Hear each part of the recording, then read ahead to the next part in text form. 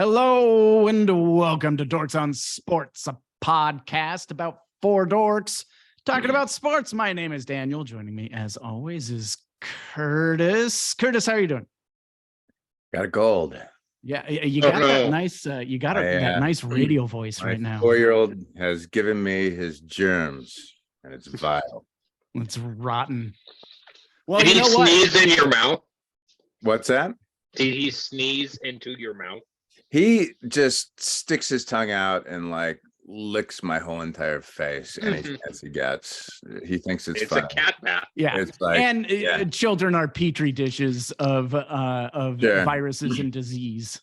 It's a non-COVID cold for any listener that might be worried that I don't like stick something up my nose to check. I'm clear.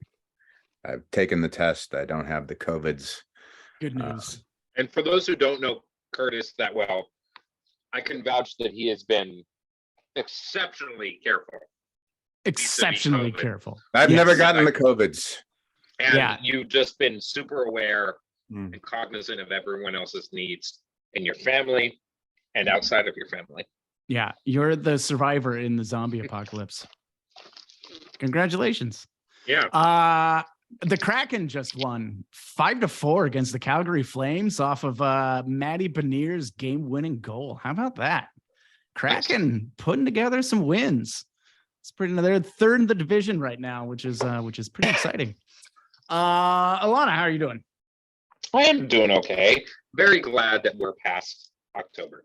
So I am too. You know what else I'm glad about? What? The Phillies just beat the crap out of the Astros.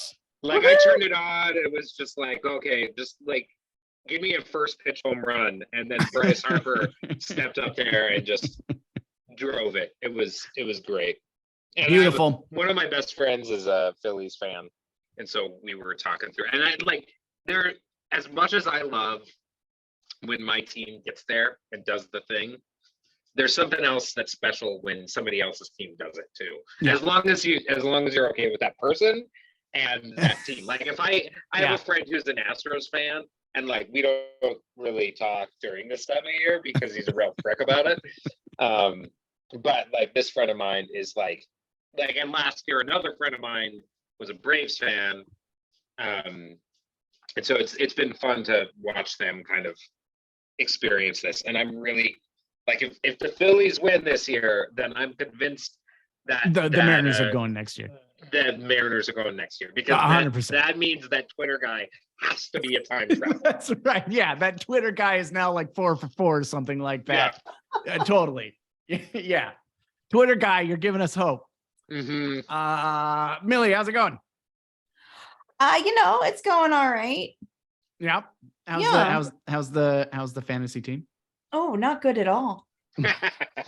Sorry, I don't mean to laugh at you. No, it's okay. I lost. Millie having a down year. You didn't start Barkley last week, did you? No, yeah, Barkley. I don't have him. On one of my teams, I had many of the breakout players. It was a big week in fantasy scoring, but it wasn't enough.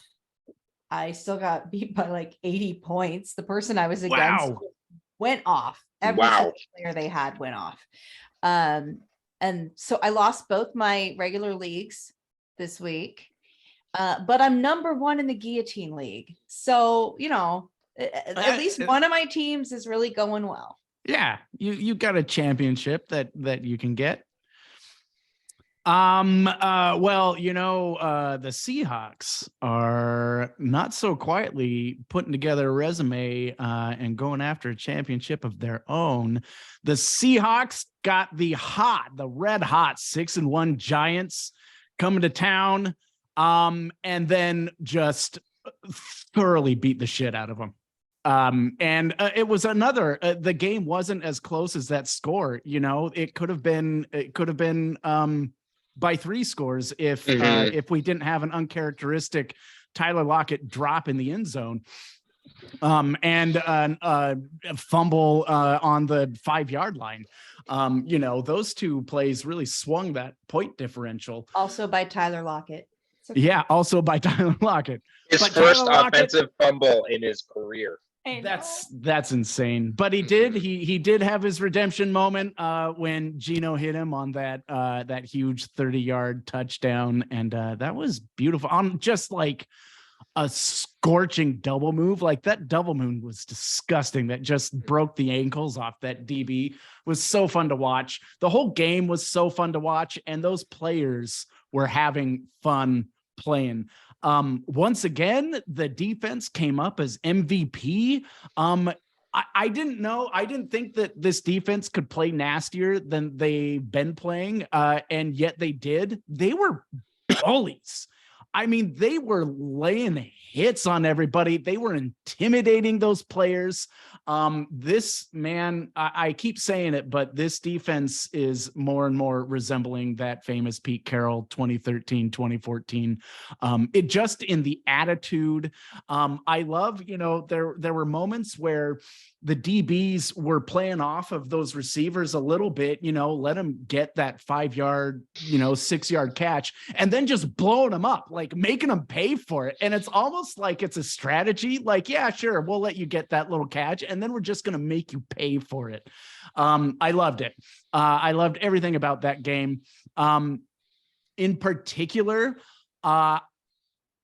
Waldron wrote like a bonus chapter to his playbook or something. Like there were plays coming out of that playbook that I have never seen before. Like he was some dark wizard in his study this week, just like scrawling spells in his playbook. And it was beautiful to watch. And I kind of wanted to talk a little bit about it. If I were to give the game ball away to that game, I would give it to Shane Waldron because there were some beautiful drives and beautiful plays. Allanah, what did you see from it? How does it compare from what we've seen from Shane Waldron before? And is this the Geno effect?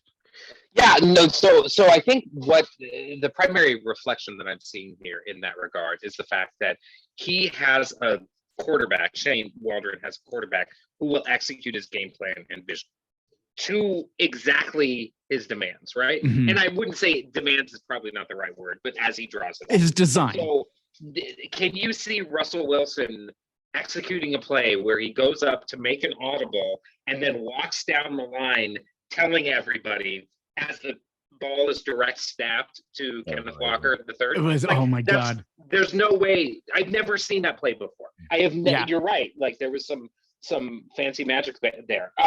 Now I can see Russell doing the Will Disley shovel pass, but that really looked like an RPO to me, but maybe it wasn't. Maybe that was a design shovel pass. And if it was a design shovel pass, then that's not something Russell would do.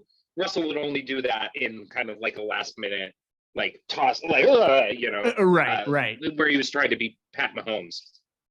But so with all that in mind and how that offense played, and you're absolutely right, the creativity was flourishing throughout it. And because he has Geno, he can go where he wants to go and do what he wants to do. But what it kind of really highlights for me is the fact that there are maybe three.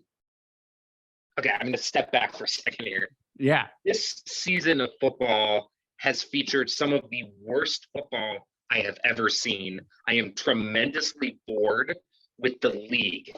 Like watching those Thursday night games, they're fucking terrible. Oh, they're watching terrible. The Monday night games, they're terrible. They had Buffalo and Green Bay on. It was a snooze fest. I think the Seahawks Giants was the only game where teams with two winning records were playing each other. That's crazy. And so what that comes down to for me is there are 3 or 4 teams that are fun to watch right now. That's it. The Seahawks happen to be one of them. And I say that not as a homer, but I say that as somebody who is like appreciates good football and appreciates watching good football. I can watch the Bills play for like hours on end because that team executes and that team has really good players and that team does creative things on offense and defense. I can watch Pat Mahomes play for hours on end.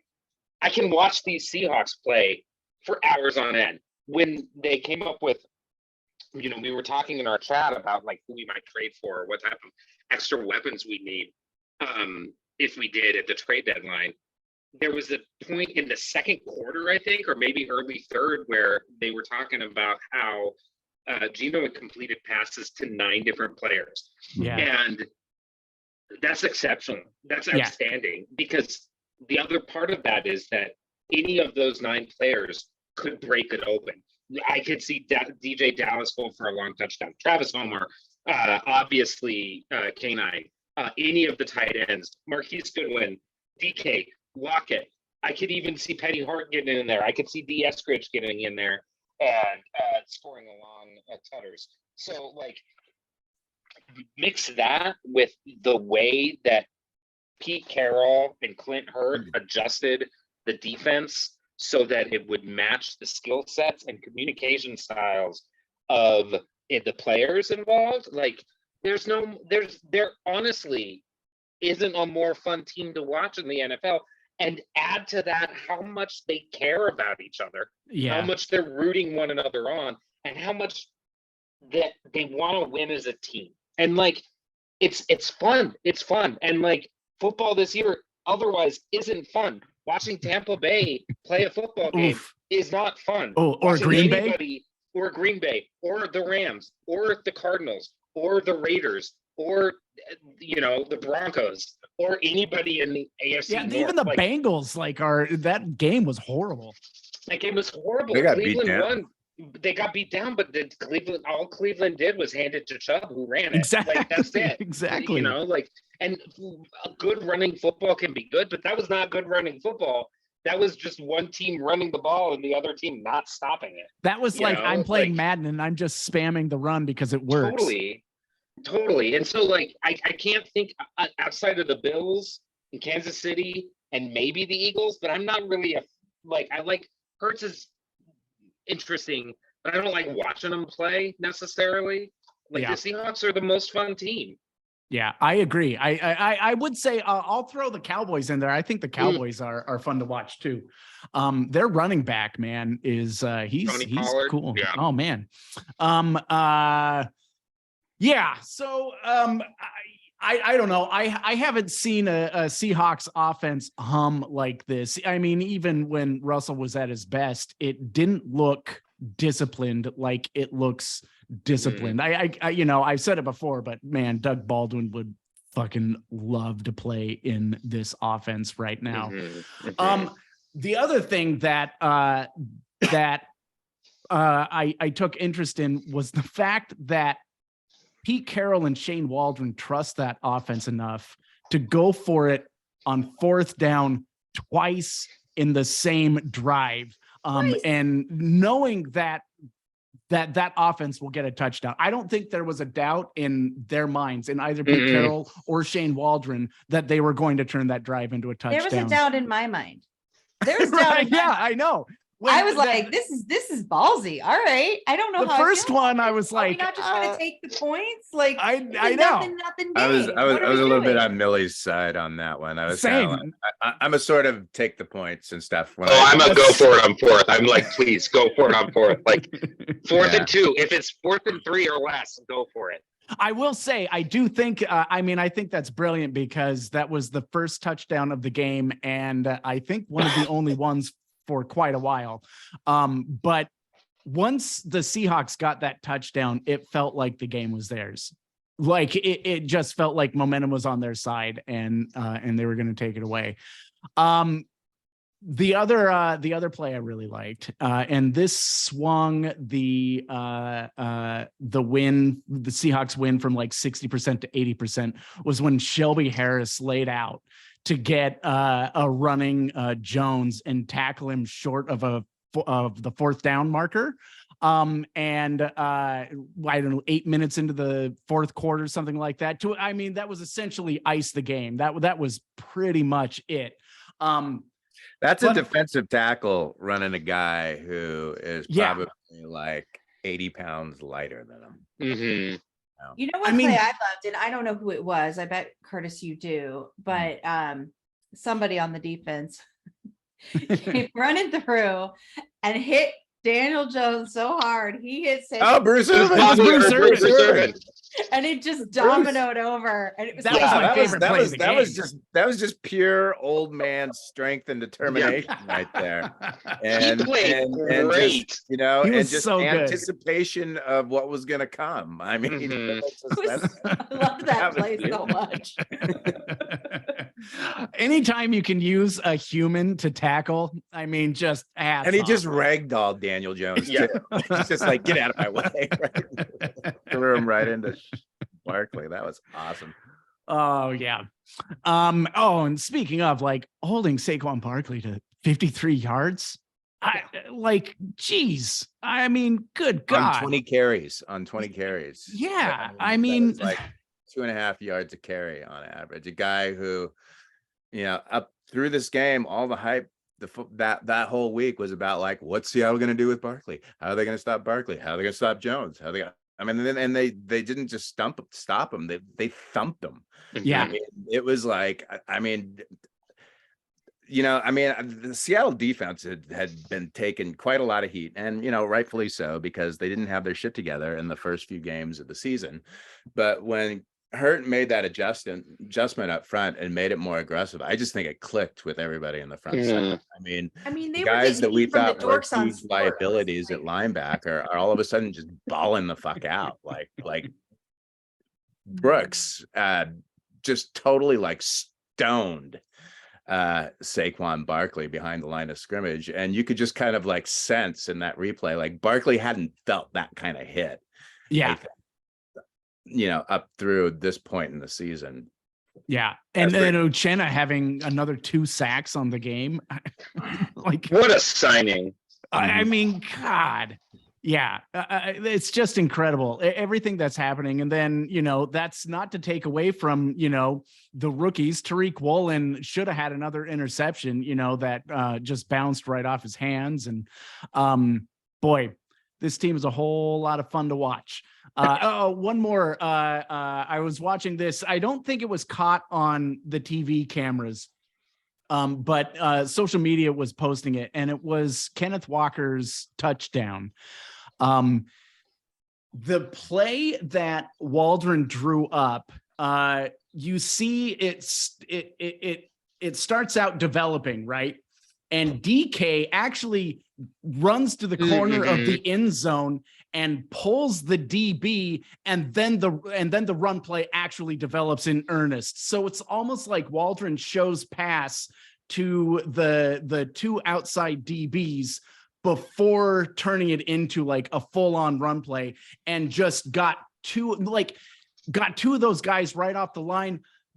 I mean, number one, DK being able to sell that and get his guy, but Waldron creating that play because he knows the Giants are so good in their goal line stand that he needs to spread them out a little bit. I was just blown away by it. I mean, that is really, really creative. And I'm excited. I mean, now we finally have a creative offense, you know, to compete with Shanahan and McVay and stuff like that.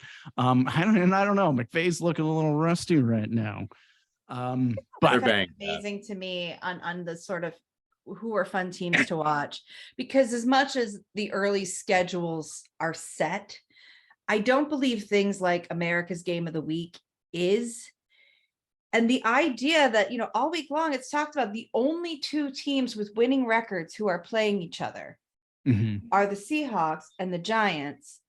But America's Game of the Week is going to be 2 California teams playing each other. Let's go watch the Rams and the Niners in a market that could give a shit. Like, what are you doing? You might as well play that in London for all like they had fans there. And then the Niners, just as they do, beat the shit out of the Rams. But what is it? Yeah. 8 games they've in a row. They've 10 games. I mean, that's incredible.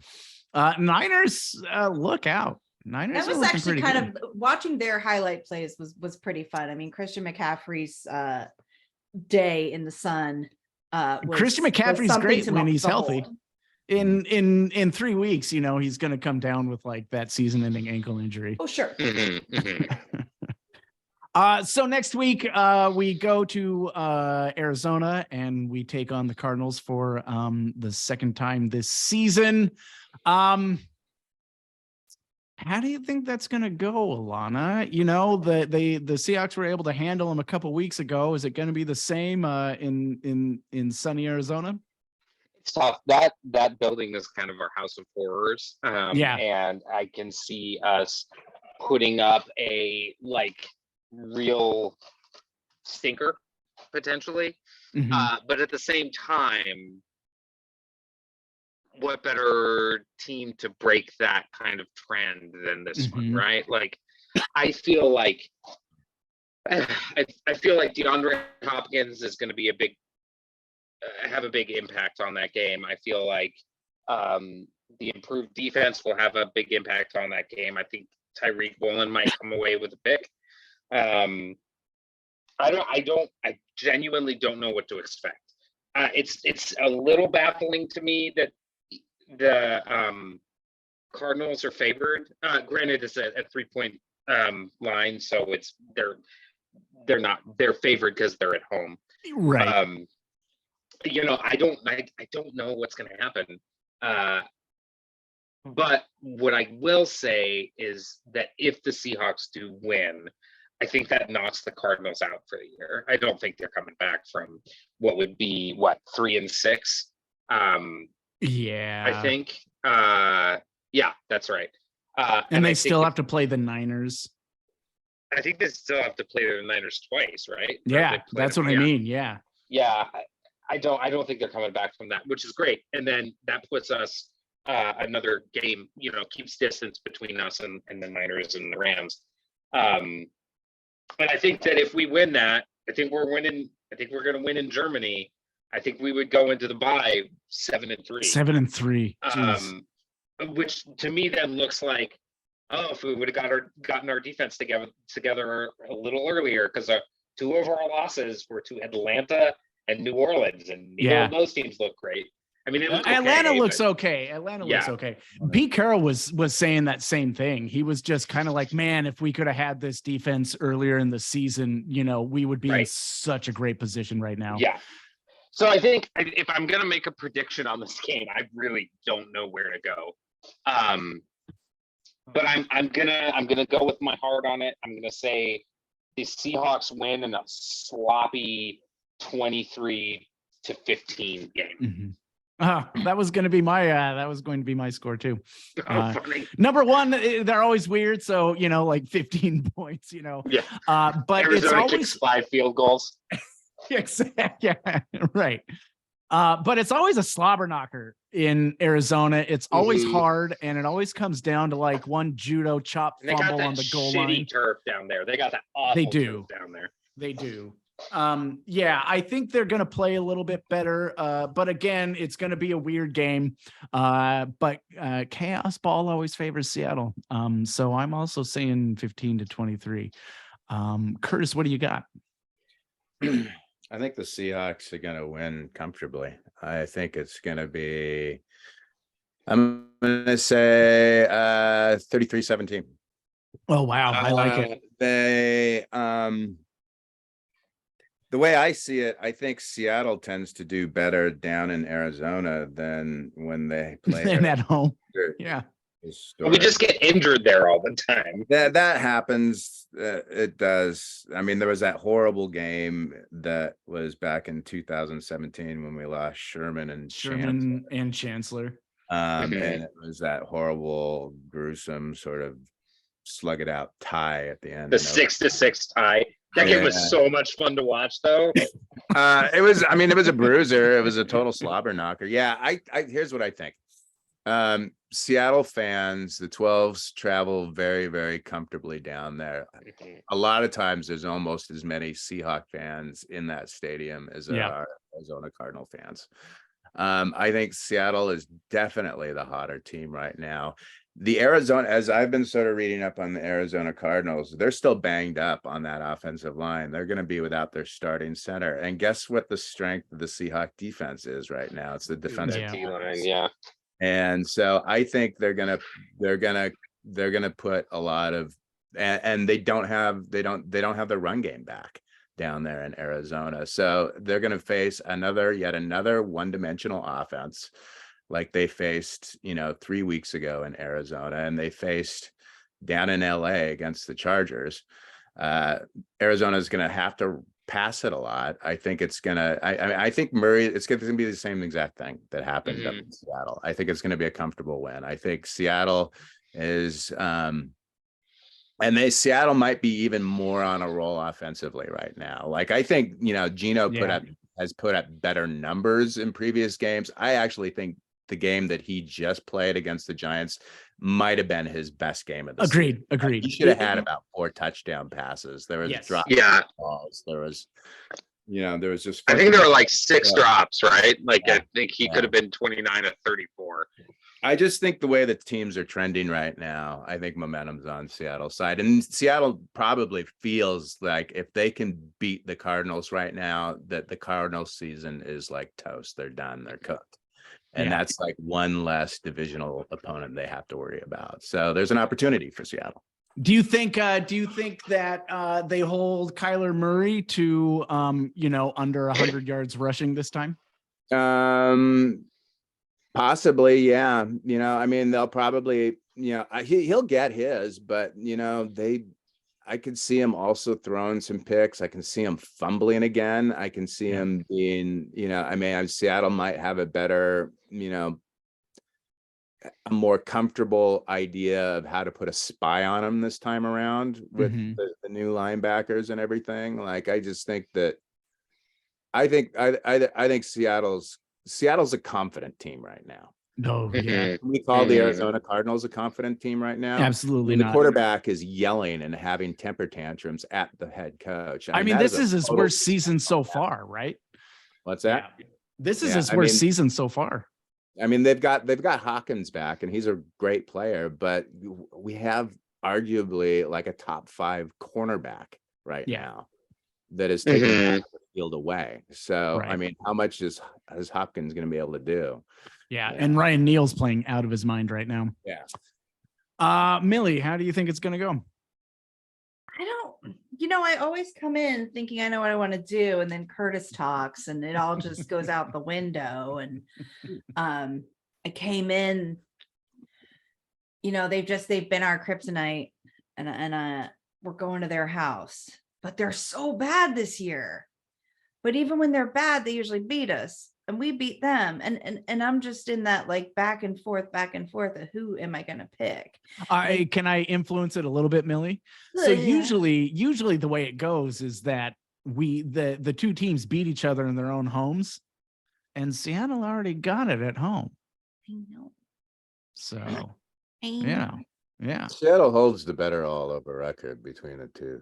It's true. I'm looking at the stats right now for Arizona against their opponents, as far as the full stats for the entire year all added up, and they're losing, like regardless of the actual game. Like field goals 12 for 13, opponents 15 for 16, touchdowns 19, opponents 24. Like they should have 0 wins according to these statistics, right? Like they do not stack up against their opponents in any way, shape, or form.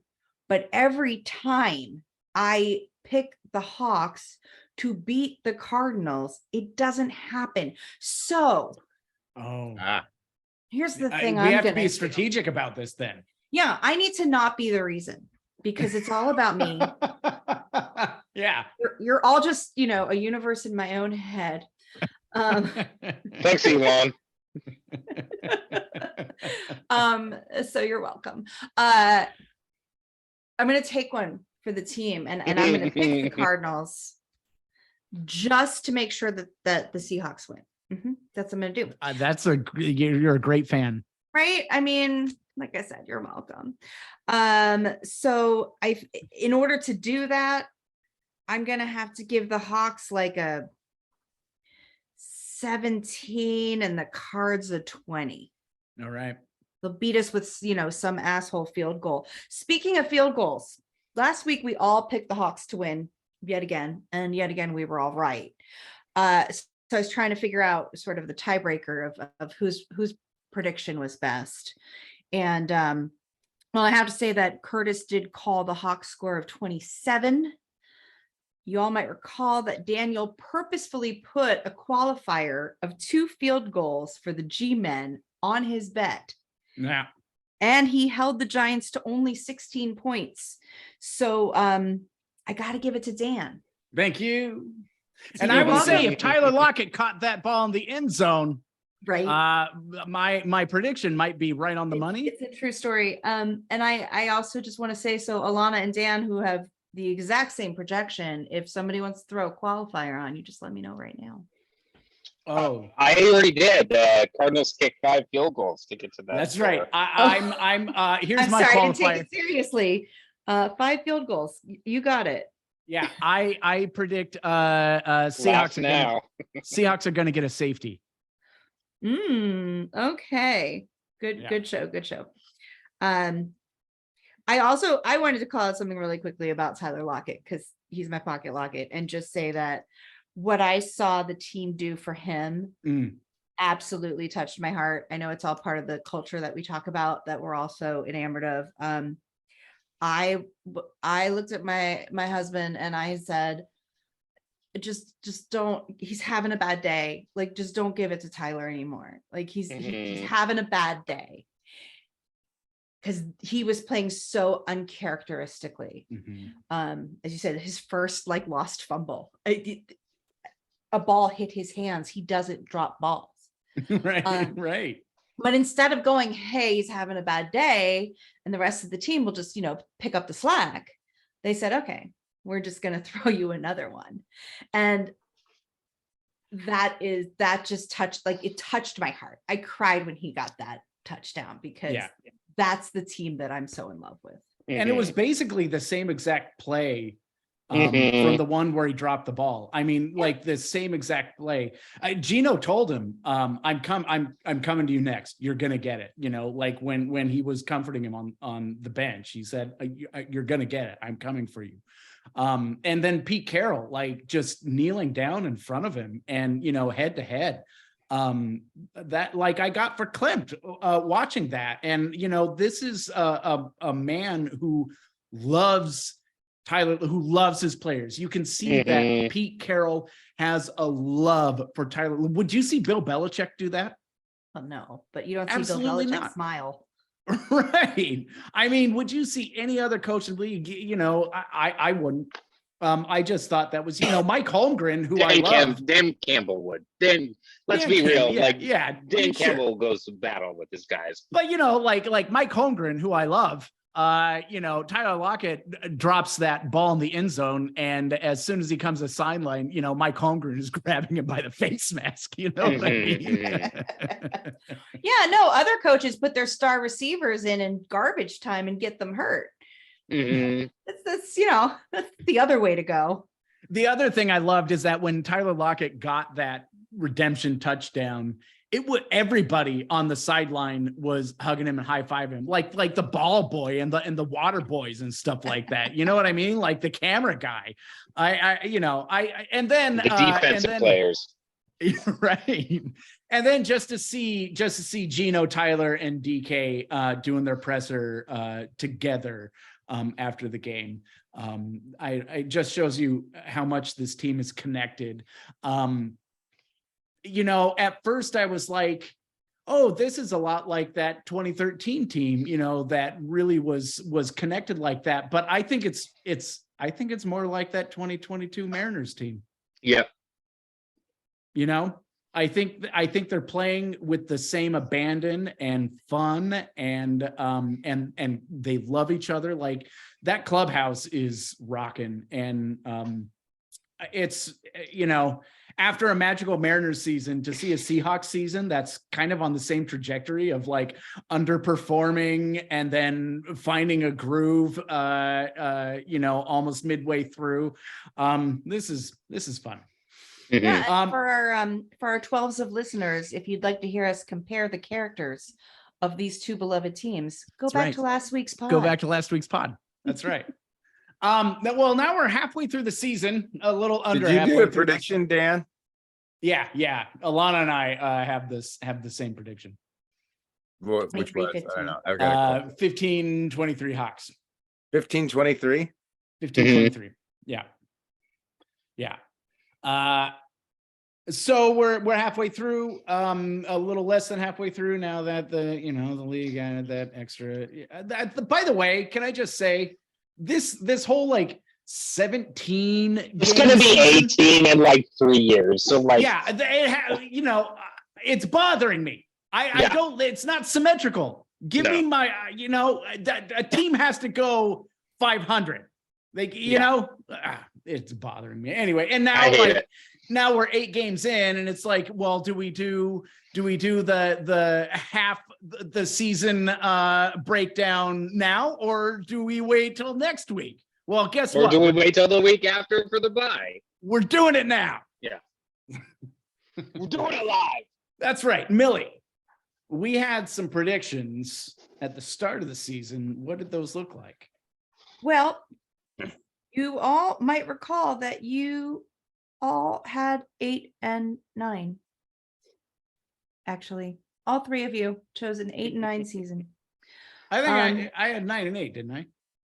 That is not what I have written. No, yeah. Copious, wonderful notes. We all had 8 and 9, and I think Daniel, you and I predicted they'd get into the playoffs because of a shitty NFC. Oh, and I that's think right. Curtis- Yeah, this. that's right. That's right. Oh, you do. Okay. Alana says 8 and 9, and we make the playoffs.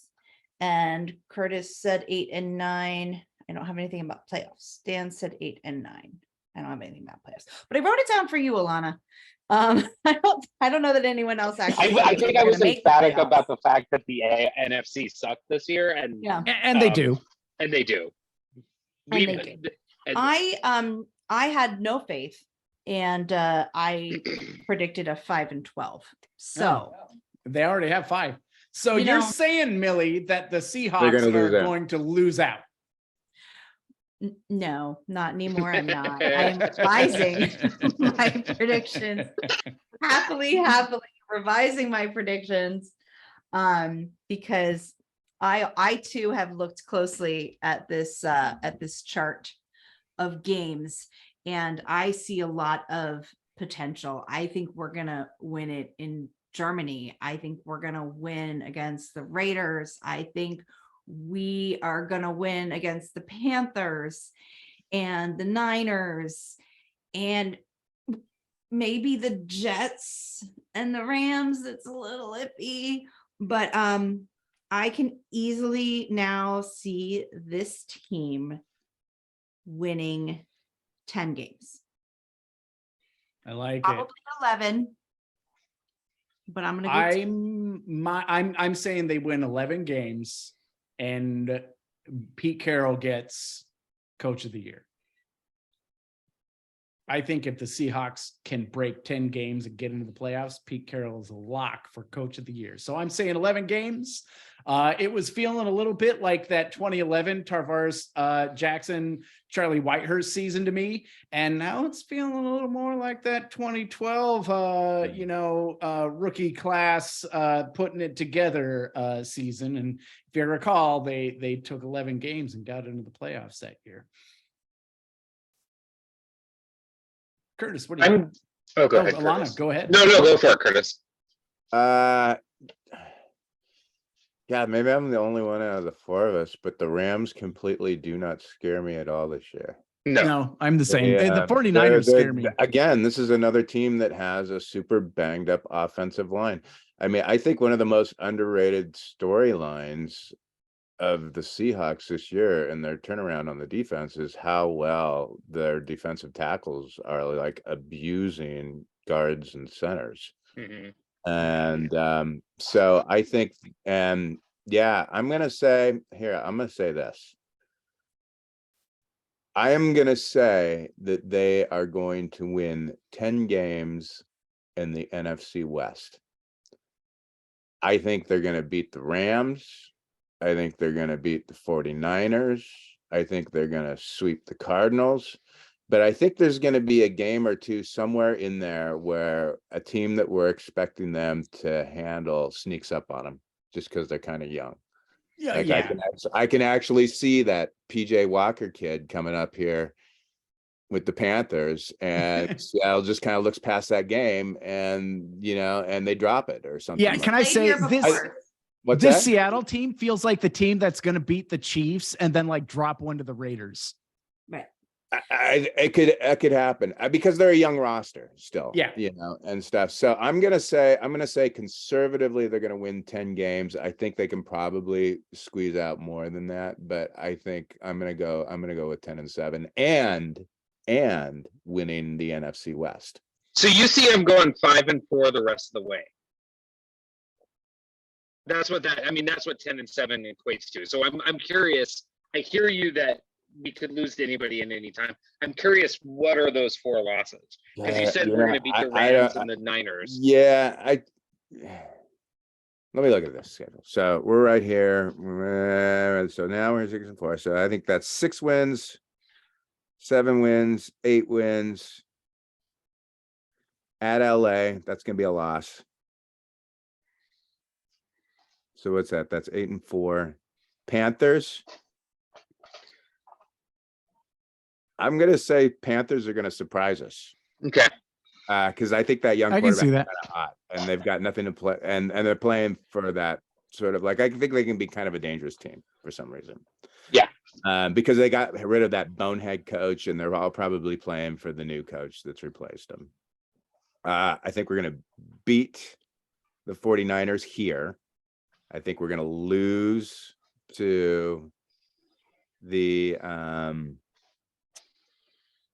Chiefs.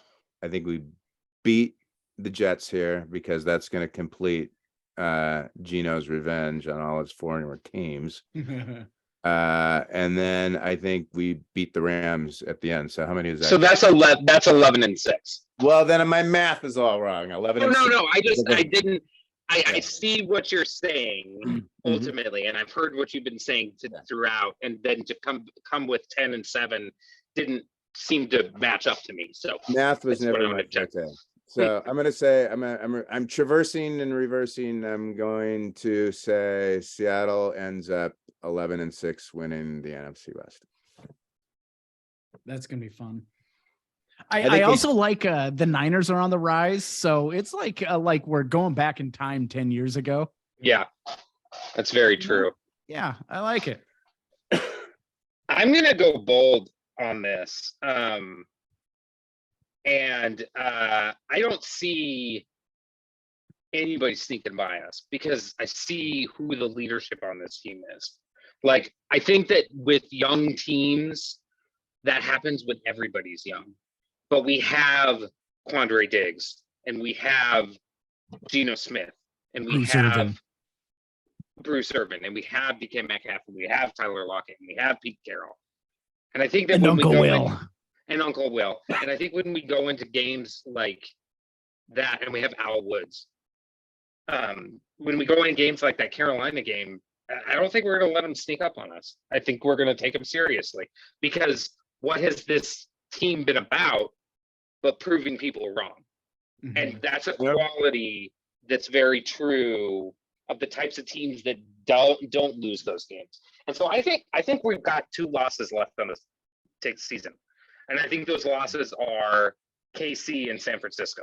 Like, I think it'll suck to lose back to back, but I think I could see us beating San Francisco at home, and if we do at that point, then that second loss is the Rams, the at home, because at that, I mean, it won't matter because we'll have wrapped up the division by week 17 or 18, whatever it is. So I think we're going to go 12-7, but I think we're walking with a shitload of hardware.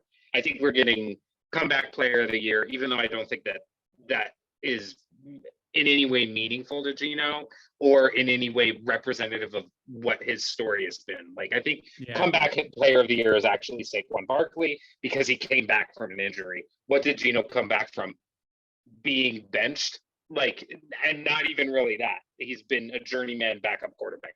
I think we've got that locked up. I think we've got offensive rookie of the year already locked up. I think we've got defensive rookie of the year close to locked up. I think we've got coach of the year. I agree. If they get to 12-5, like, there's no reason it's not key. And I think we've got executive of the year locked up. If John 100%, Schneider, 100%. that's the one. Like, if he's not executive of the year, that particular award is broken. It totally. And I think we walk into the playoffs as the number 2 seed.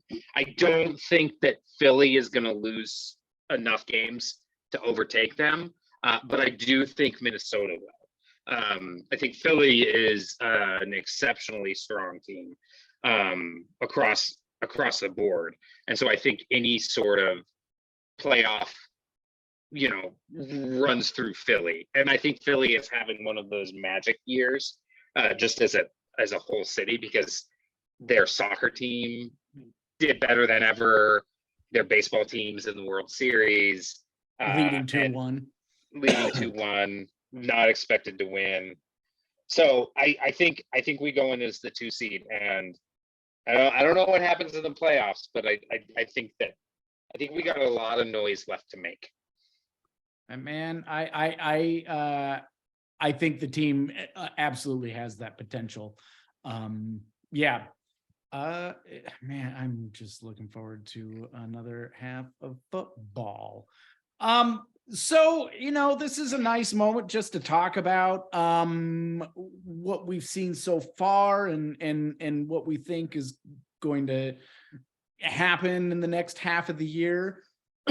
So I just want to give it up. Like, what were some of the most surprising things this season in terms of, players or record or plays or anything like that? Curtis, I'll serve it up to you. What's been the most shocking thing to you so far? Geno Smith by far and away. It's just none of us here. I don't think most fans of this team believe that he was going to be capable of doing what he's been doing. I don't think anybody did. I mean, I didn't think he was. I didn't think he was necessarily going to be bad. I thought he was. Right. I thought he had the potential of adequate. I thought he had the potential of like, he could game manage. We might be competitive. We might get to Jimmy Garoppolo, right? Jimmy Garoppolo, yeah. Jimmy Garoppolo, sure. His ceiling was Jimmy Garoppolo, and that would have been great. He's through 8 games. He's the second best quarterback in the league by. He's an MVP candidate. He's an MVP candidate. He'll never get it, but he absolutely should get votes. Yeah, and that's something that I mean right now I am like chomping at the bit and pounding the table for like that in anticipation of Seattle signing him to what I think is probably going to have to be a long-term contract. I don't think it's a 2-year thing because they're not going to be able to afford him on a short-term thing because of budget restraints. They need to sign him to probably like a 4-year contract to give them cap relief in 2023 to sign the other guys and stuff. Like they're going to have to give a bunch of money up front in guarantees and to lower the cap hit next year. And then they're going to have to float that money down through 2025, 2026. Probably. What do you think that looks like? 30 mil a year, 4-year contract? Right now, I think as I understand it, if they were to use the franchise tag, it would just be it would be about $31 million. I think that is the starting talking point that Seattle comes into. But if they're going to start conversations right now, which I think they would be smart to do it right now, 100%, because if he sustains this and if they go on a deep playoff run and if he is getting MVP votes, then he can absolutely ask for, $40 million easy, which they can afford to do they spread that through the course of like 4 years. But I almost wonder if Geno's the kind of guy who would take that. I am completely in support of that. If he plays to that level, like that's the market for a top end quarterback. That's what you pay. That's how it's set. Yeah. I almost wonder if Gino would take the home team discount.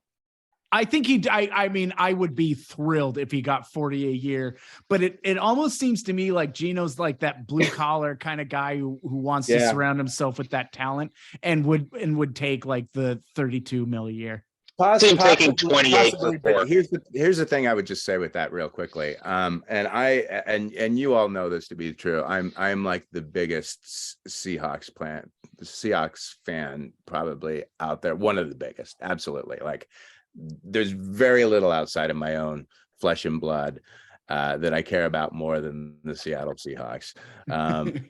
I would never ask or expect a top end player, especially a top end player of color, to take a hometown discount. And 100%, 100%. I am like, if his level of play is MVP level, he needs to maximize those dollars for himself. Well, especially playing, a 10-year career. Yeah, playing a 10-year career of this is his last contract. He's making 2, 3, 5 million a year, or whatever he is. Like, Gino, get your bag of money. Yeah. Mm-hmm. I mean, he could get his second contract after this. I mean, quarterbacks play later, especially since and he doesn't have 7 years. Yeah, but I say no. He needs to get his, and Seattle needs to do it right. I mean, they can. And they can. Yeah, and I mean, they got so many players on a rookie contract, right? So. Mm-hmm. Allanah, what has been your biggest surprise or best moments? So I have one thing I want to say about Gino, and it's a little bit of the rubbing in variety. For the record, I did not think he would do this.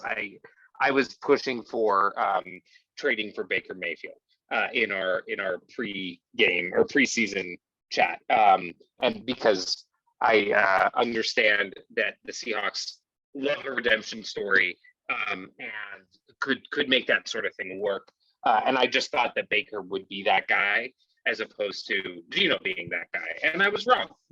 Great, my mea culpa. Gino proved me wrong, but I want him to get an MVP vote. I want him to get one. Just MVP one out of that pettiness for Russ. Out of the pettiness for Russ. Yeah, me too. He whined for 10 years through his agent about not getting that one vote. Yeah. And the media was talking about it so long. For him to leave, get 0 votes with Denver, because he's not going to get a vote. And then for his backup from the last 2 years, I think it's been 2 years, to get an MVP vote and have an outstanding season. Oh, it's just yeah, Russell, by the way. Oh no, go ahead. And to do it because he committed to the concept that Shane Waldron was pushing. We didn't see that last year, and now we're seeing it this year. We're seeing what Shane Waldron's offense is. So when it comes to surprises, backing up to the question, that defense, man, the in-season adjustment from the worst defense in the league to legitimately top 5, just in terms of DVOA and all those absolutely stuff. Like, how that's unbelievable. Yeah, and we could pour over stats for hours and not find something like that. Like, we have seen poor starts to the defense, poor starts for the offense, them turn it around. But turning it around typically means jumping from 24 to 12, right? Right. Turning it around means Russell stopped throwing interceptions, or whatever the case may be, or turning it up in November and December.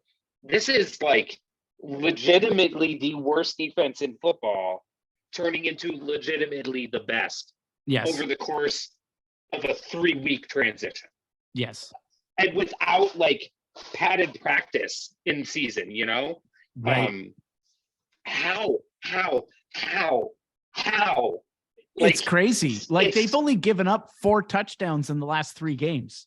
Right. And this is after losing what everybody recognized was their best defensive player in Jamal Right. Adams in week Yeah. 1, in the first half of the first game of week 1. And you know who I bet is just like rooting these guys on is Jamal Adams. Like, Totally. I know him to be a guy about his guys, and this team is his guys. Oh, I follow him on Instagram, and he is like the biggest Seahawks cheerleader every week. It's really fun to watch.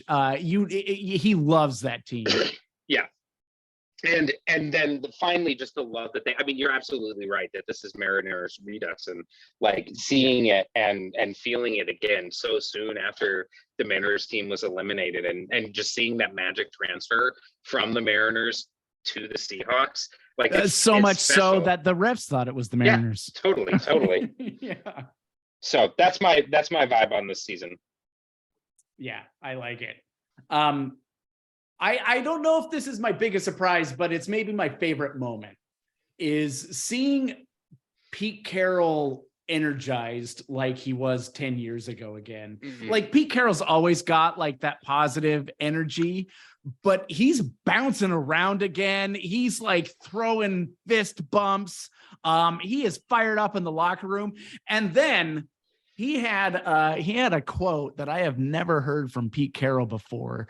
And he said, you know, before we came into this season, everybody was saying this guy's a dinosaur. He runs the ball too much. That's bull crap. And you can see it happening on that field right now. And I've never seen Pete with a chip on his shoulder like that. Mhm. And that is fueling this team right now. And I know Pete is getting off on it too.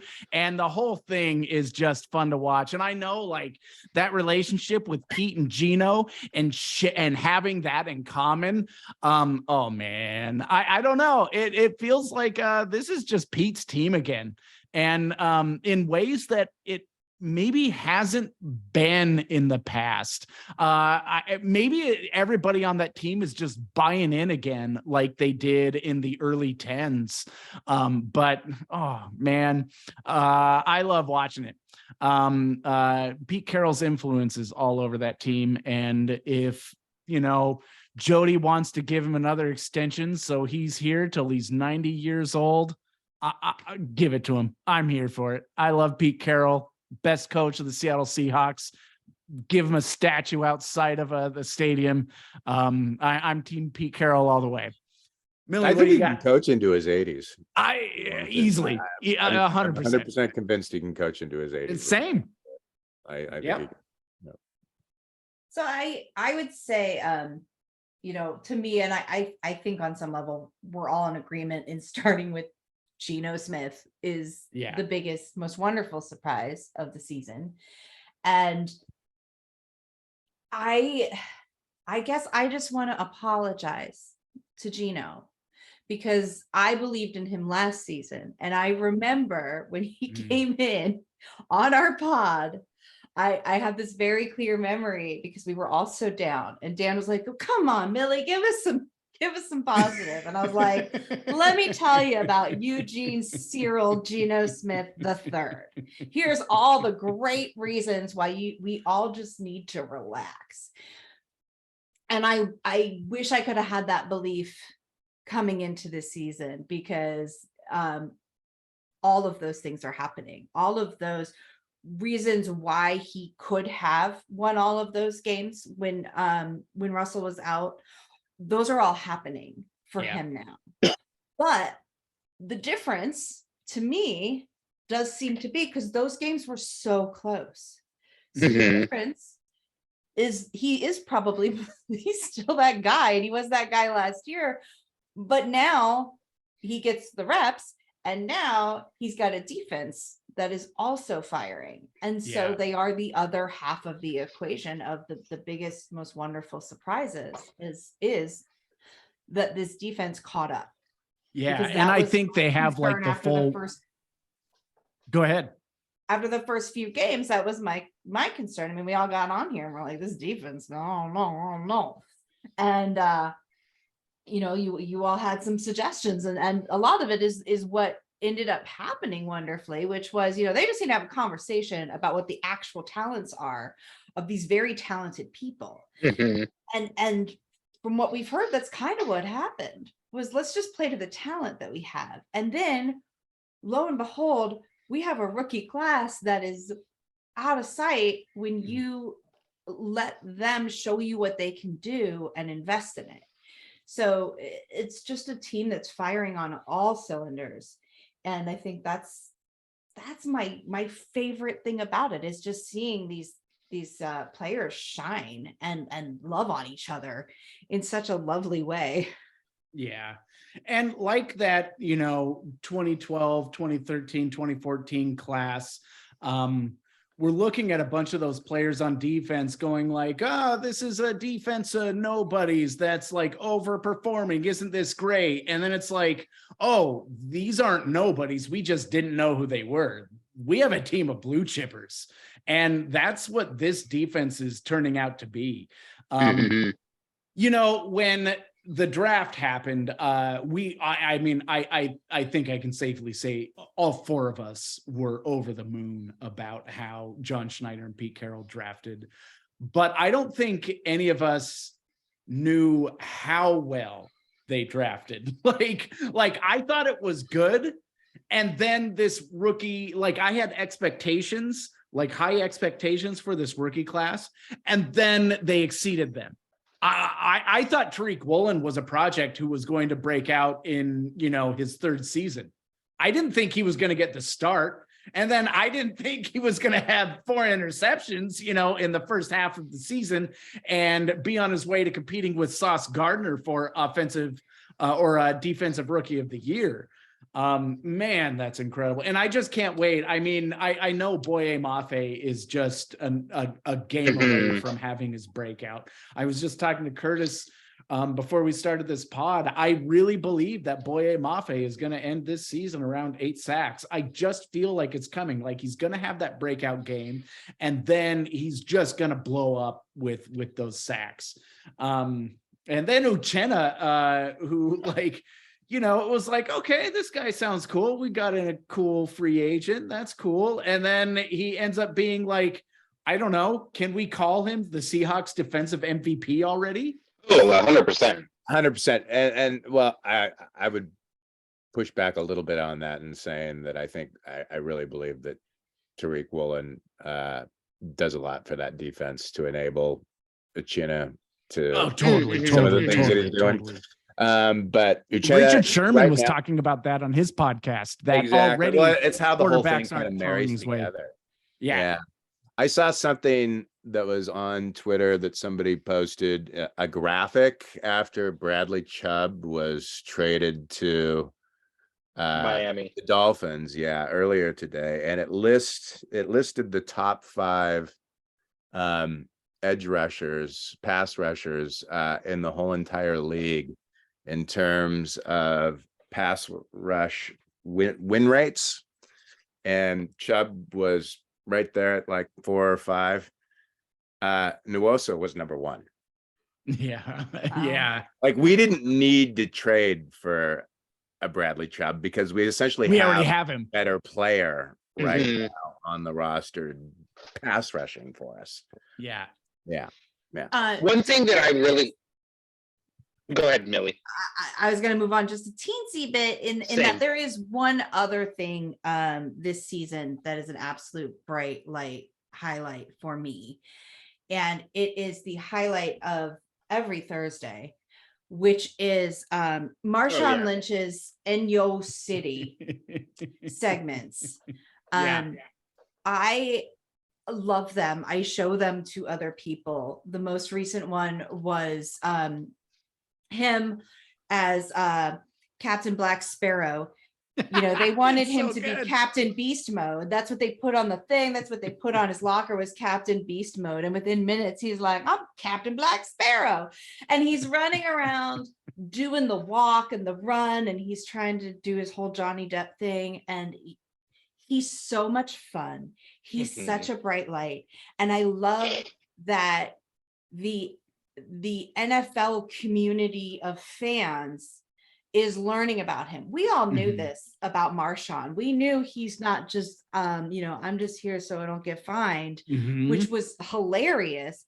But we knew a lot more about the personality behind it, right? And Mhm. you saw sparks of it if you were someone who watched a show like The League, where he would do cameos. It was so Mhm. good. Yeah. He is an actor at heart, which is Mhm. probably why we all gravitate to him so much. Totally. But he is smart and hilarious, and it's just a joy to watch him do these segments where he meets people. He went out in Florida and went on an airboat to find gators.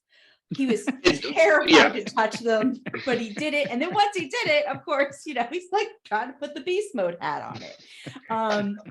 It's just so fun. And I'm just really enjoying sort of the rest of the world finding out just how great he is, beyond being this great football player. And he's filming a whole thing in Germany. Yeah, I was just going to for the say, I Seahawks. cannot wait for the Munich one. It's going to be so good. Yeah. I wanted to say some early highlight. They did some reel on that already, and it's going to be great. Yeah. I wanted to talk a little bit about understanding football and like what it means to understand defense, and how much I appreciate this particular team for teaching me about how the different levels of defense interact. And part of that is having somebody like Curtis to have this conversation with on a regular basis, both in chat and in this in our podcast. But another part of it is they have made it so clear by the way that the defense runs and the way the defense exists, what each level is doing to support the whole team. And you can see when a linebacker doesn't do their job and a tight end gets free, and Tyreek Woolen is kind of in a position of having to cover a tight end and can't quite do it. You can see when why you're not sending safeties blitzing on a regular basis because of where you need them on the field to control the run. And you can see how each piece of the defense, it's like a cat's cradle, in that when you move one, somebody else has to move two. And everybody is moving and flexible around each other and around their skill sets. And because of Pete's genius at recognizing and understanding what makes each individual on a team special and giving them the key to unlocking that specialness, I can see how a defense is supposed to work. I can see how this 3-4, correct? We're in a 3-4, modified 3-4, or is it a modified 4-3? They go back and forth between. Okay, so we're in the kind of this realm. I can see how that defense is supposed to work. I understand now what it means to be 3 technique and what it means to be, 5 foot in the technique ground. Yeah. And I'm just, it reminds me as a football fan that I never want, I always want my door to be open. I always want to share my appreciation for this game, for any sport, frankly, with people who don't know. That's a core tenet for me. That's a big part of the reason I want to do this podcast. Like, you don't have to know about football. You don't have to understand a seam route or a go route or a button route or any of those things. You don't have to understand what offsides is.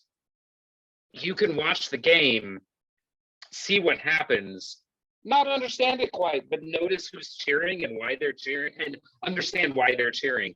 And I don't like, it's so important to me to not be like bandwagon fan. Like that Totally. The gatekeeping of fandom is like, I have a vendetta against it, against the idea. And I just want everybody to come, and that's why I'm so focused on personality. I want people to see how much these people care about this game, how much they care about each other, and how much they care about the city that we're in. And I'm seeing that. I'm seeing that show up all the time, and it's wonderful. And it makes me feel like maybe we're not in a pandemic anymore, even though we totally are. And I want that. I want to share that appreciation with everybody. And I'm grateful that Pete exists so that we can have the opportunity to have these discussions and then discussions with other people as well. I agree. One of my favorite things about that, first Pete Carroll team, that LOB team, was how so many of my friends who weren't football fans, who weren't Seahawks fans, became Seahawks fans because of Pete Carroll and the personalities of those players. And then obviously because, they're going to Super Bowls and winning them and stuff like that. But I know, the Seahawks fans got a lot of flack out of that because we got a lot of quote unquote, I hate the term bandwagon fans and I wish it didn't exist, but we got, quote unquote, a ton of bandwagon fans because of that team. I loved that. I loved it because that was just more people I could share my love of football with. It was like a bunch of people in our theater community, theater isn't necessarily a sports community, but it became one. I can't tell you how many people that previous to the LOB era, knowing that I was a football fan and a Seahawks fan, would just avoid that topic at all ends, probably avoid me at all ends, to be perfectly honest, and then all of a sudden it was you and me having a smoke outside the stage room door, dorking exactly out. Exactly. But I was there too. You and Alexander. Yeah, I was there in that era too. Yeah, Totally. and but anyhow, Marshawn happens, Richard happens, Doug happens, Russ happens, and then all of a sudden, all these people out of the woodworks is just like, "Hey, Curtis, what do you think about this? What do you think?" And it's like, I mean, that's how essentially my blog started about, was just because people wanted my thoughts and musings and stuff about what was going on. It's fun. I enjoy it. I used to host Super Bowl parties and I stopped because I was the only one who actually wanted to watch the game. I mean, that's why I stopped going to Super Bowl parties, because I was the only one watching the game. I felt like a nerd watching a game during a Super Bowl party. We watched, when we had the space in the third Seahawks Super Bowl, second in a row.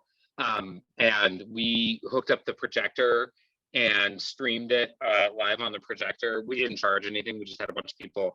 And there was a bunch of people who were what you were talking about, Curtis, introduced to football because of Marshawn Lynch, because of Richard Sherman, etc. I have never felt something as unique as when that curse catch, followed by the interception, because we were as high as you can possibly get on the Seahawks. And then he threw the interception and every bit of energy sapped out of the room. And because every single person in that room was engaged with the game. Yep. And it was such a unique experience. And I want more Super Bowls like that. I want more. Yeah. And it's such a memorable experience for me, even though we lost. And I'm okay that we lost. That's the story that's there. I'll take a devastating loss in the Super Bowl over not going to a Super Bowl. 100%. That's what makes sports. Because you know what? The game before that, we got the highest of the highs when, we came back with 8 minutes in the fourth quarter to win that game. That's baby. Why I love sports. Yeah, totally. And Curse, speaking of Curse, catching that overtime ball. I love sports. Yeah. Any last thoughts?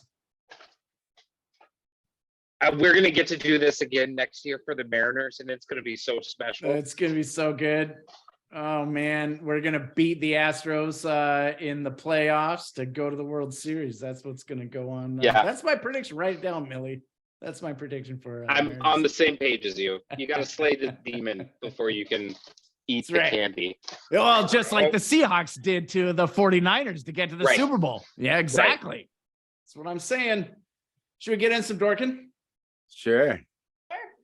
Can I start it off? You know what I'm dorking out about? Fucking vote. That's what I'm dorking out about. Vote your mind out. You got till tomorrow, right? Is it tomorrow? No, it's the second Tuesday. Nah. The second Tuesday. I don't know Yeah. anymore because here in the commie Washington, we get to vote by mail. So I voted literally the evening I got that ballot. So vote your minds out. There's a lot at stake. Yeah. That's what I'm voting. That's what I'm talking about. Millie, what do you got? I don't know, my mind is reeling from your vote. I'm like, yeah, one more week of these commercials about Oh, and the endless texts that I get. Just stop already. yeah.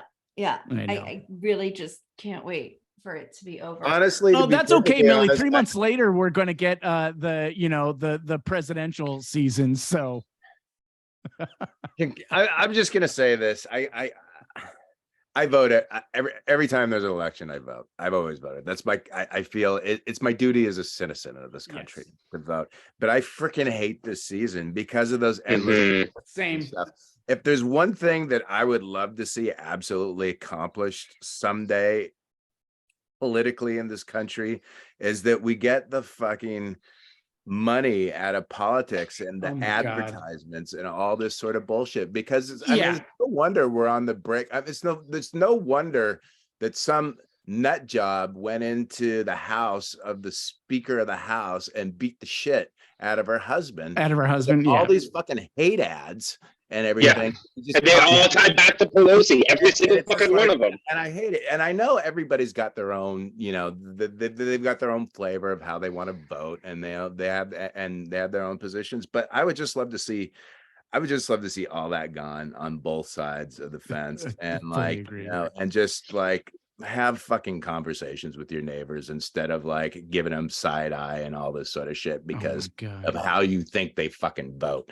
Like I'm sick of it. I fucking hate this time of the year. I really do. Some people hate Christmas. Some people hate Halloween. Some people hate the 4th of July. I hate fucking voting season because of all this shit. I hate all of those things, Curtis. I know, but like it's just like I'm fine with how people want to hate the holidays. I cannot stand this time of the year because I feel like every passing year, we're just on the verge of, being further and further at each other's fucking throats. And I think it's gross, Agreed. Yeah. And if I don't have to see another fucking Tiffany Smiley political ad on my local sports, can we just all agree no political ads on sports? I'm sick of it. I like every time I have to mute the TV and you have these like over actors like, oh, the homeless people are raping our children. Shut up. For fentanyl. I'm done with it. Yeah, that's what I'm dorking out about. You sure are. And we all are, and it can't be over soon enough. As far as any kind of pop culture entertainment, I've been watching the Cabinet of Curiosities a little bit at a time. Guillermo del Toro. I have yet to watch one that makes me go, wow, that was so cool.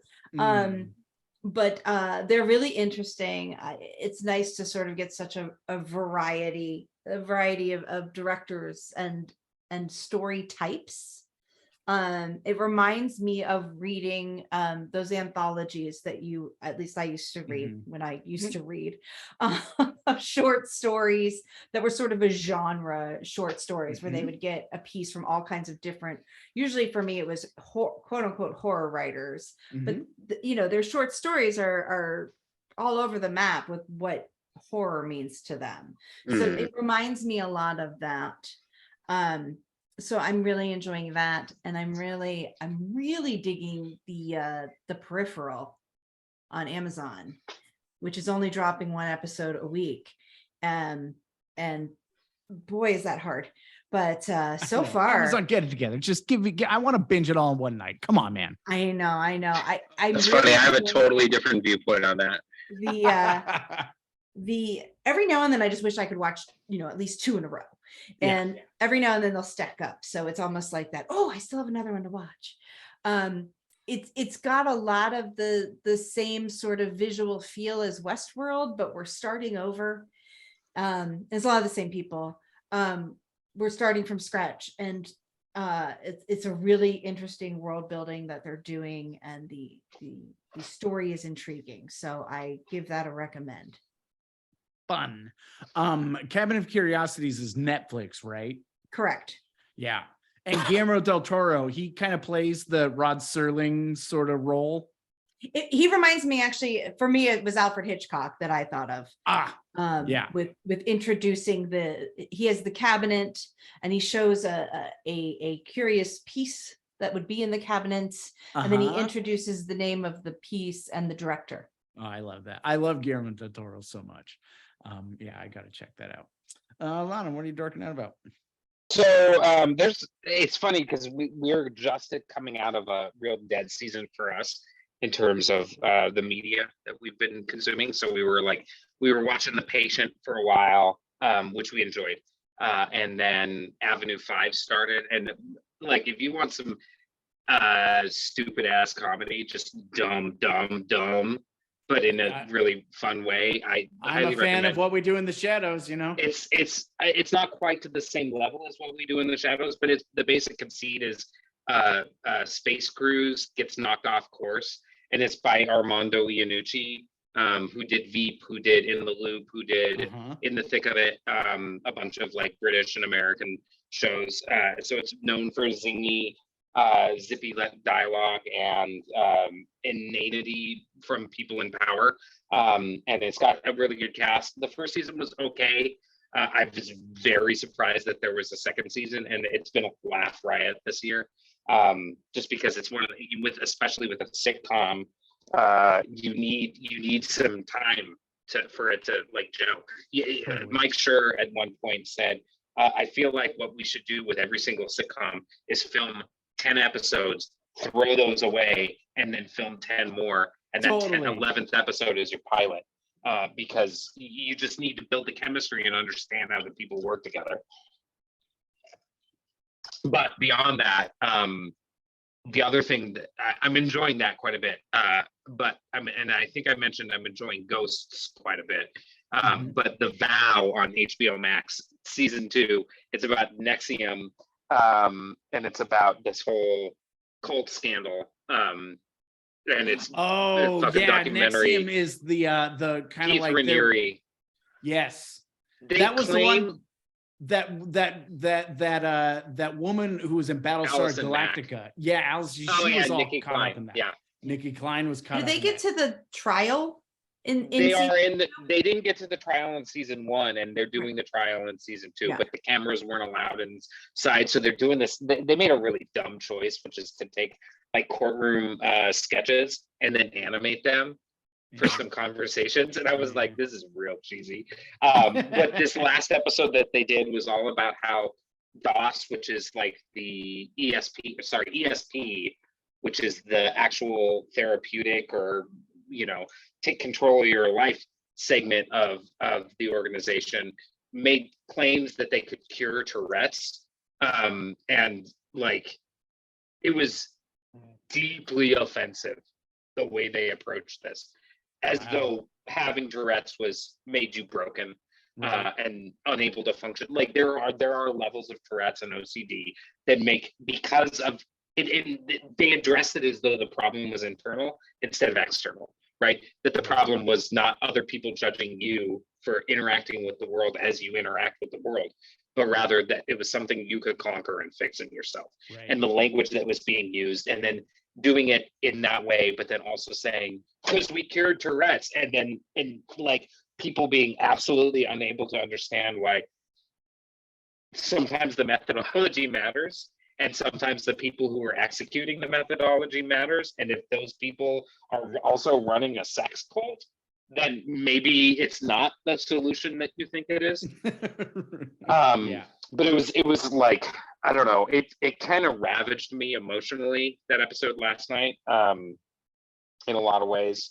And so I'm deeply looking forward to Mythic Quest coming back in a week and a half. I am too. I love the shit out of that show. It's so good. It's so like, good. It's on the same level for me as Ted Lasso. Agreed. On Apple TV. So like, yes, watch it and see if you like it. It's very good. It's very good. And no F. Murray Abraham anymore, because Me Too'd his way out of there. Did F. Murray get Me Too'd? He did, but he's on White Um, Lotus at the same time. Oh, I So- love F. Murray Abraham. I know. Oh, that's too bad. That's too bad. He's in a that's cabinet sad. of curiosities. Oh, funny. Is he? So that NXIVM show, is that a docu-series? It's a docu-series. It's a season 2 of a docu-series. That's crazy. That sounds Right. really, really fascinating to me. I highly recommend it. Great. Curtis, what do you got? I just have a quick question real quick before I say what I've enjoyed. Who is the actress from Battlestar Galactica that this is a part of? Nikki Klein. Which one? She was like the assistant mechanic behind that Yeah. one blocky guy. She was like the Um, junior engineer, and then Okay. she ended up having a baby with I can't remember who it was. With the Master Oh, with Chief. him, I think, with Master Yeah. Chief. Yeah. Yes, it's been years. Yeah. I gotta get back and revisit. Anyway, it. yeah, no, she got caught up in that cult and then was like recruiting underage girls to have sex with people, and it was a whole thing. She was not one who got really wrapped. It was Allison Mack who took Was most the of the big one. Oh yeah, Well, that's wackadoo. it's Yeah. it's wackadoo. It's very Wow. wackadoo. Stuff. Here. Well, speaking of wackadoo, here's what I enjoyed last night. It was Halloween, and the house had finally settled in, and I thought I was gonna watch some sort of horror thing, and I opted for this documentary movie on Prime that I knew came out in the theaters here locally because it was shot here locally up in North Bend, and it's a documentary called Hunting Bigfoot. Oh yeah. know that And not to lay any judgment on anybody that this sort of hits home a little bit kind of close to me because I actually have a very good friend, a very close friend that I've known for many, many years who is a Bigfoot hunter. And he's a super intelligent, bright human being who's been very successful with his life. And something happened in his childhood to which they were traveling on a mountain highway with a bunch of other cars, and some large thing walked across the road at night, bipedal, and stopped a bunch of cars, and everybody got out of the car and look at it, and was basically universally going like, what the fuck was that? And this happened when he was about 8 years old, and for pretty much his whole entire life. I mean, he's an avid hiker, and he goes up there and he sets cameras up and he looks for this thing. And this movie is about a group of people in these Cascade regions that have dedicated and are hyper obsessed in their lives with going out there and trying to find evidence of Bigfoot. And so this film is actually a character study of these people. Mhm. And I would say for any listener out there, if this perks your curiosity mildly, give it a shot, because it's really interesting to see what these people go through in their lives. Mhm. And there is case studies of like sort of common sort of things that they all sort of have. And the conclusion of the film had me going like, holy fuck, what the fuck? And I'm not going to give any spoilers to it at all, but it was wonderfully done. And I know that this had played at the movie theater out here in West Seattle about a year or so ago. And I was thinking of my friend and I wanted to go see it, but because of pandemics and everything like that, I opted not to, but I'm glad I had the opportunity to do that. And I think it's a really interesting documentary. Hunting Bigfoot is the name Hunting of it. Bigfoot. And it's I think available. that's great. Yeah, and You it was know, I shot think, and it's about as one individual in particular, and Mhm. the story is very interesting. I think everybody should have their white whale. You know what I mean? Yeah. You know what my white whale is? Affordable rent. It's Mm. my white whale. Yeah. Yeah, That's what I'm That looking kind of It's a for. lot of people's white whale. That's all I want. Work-life balance. That's my other one. They should make a documentary about that. Anyway. Working the right nonprofit, and you'll have work-life balance. I'll- Run your I'll- own landscaping business. I'll put There a you go. tough shed out in my backyard and charge you $800 a month. You know, maybe you can dress it up and attract some Bigfoot. You know, they might like a little home Yeah, in a little shed like that. Definitely Hey, attracts your cats. that's right. You should check out Curtis's blog, 12life.com. He's always got some great stuff in there. Maybe he's going to write some stuff about this Seahawks rookie class. I don't know. This was really fun. Once again, my name is Daniel. For Curtis, Allanah, Millie, the rest of the 12s, saying goodbye and go Hawks. Go Hawks. Go Hawks.